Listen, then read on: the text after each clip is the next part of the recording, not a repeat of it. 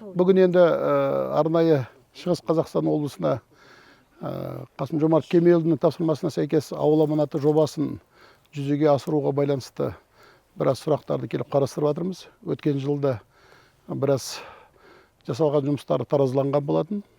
Соның нәтижесін биыл қарадық.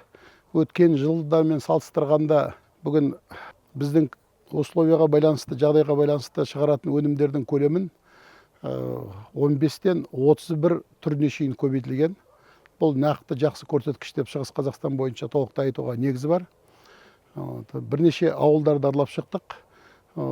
Новолбинка деген ауылда болдық. Ол жерде кішкентай ғана шағын семья 400 тауығын ұстап, бір семьяның асырауға толықтай жағдай жасалынған. Өзінің үйін табыс көзіне айналдырған. Өзінің ауласын жұмыс орнына айналдырған. Бір осында кішкенде 400-500 тауықтың айналасында айына 600 мыңдай ақша тауып отыр. Ол керемет еңбектің жемісі. Сондықтан әрбір еліміздің ауласы да осындай үлкен, ол семья үшін үлкен, мемлекет үшін кішкентай шағын ғана бизнесті дамытып, өз тағдырларын өз қолдарына алып жүзеге асырып отыр. Жаңа балық шаруашылығында көріп отырмыз. Керемет ол мүмкіндік.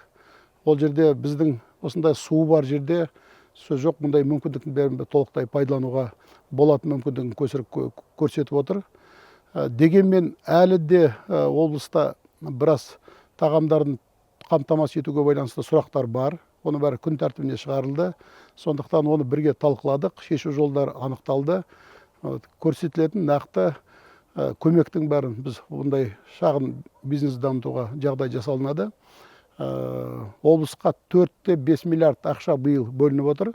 Сол ақшаны жүзеге асыру үшін нақты жобаларды қолға алып, облыс бүгін жүзеге асыру керек. Біз соған толықтай сенеміз.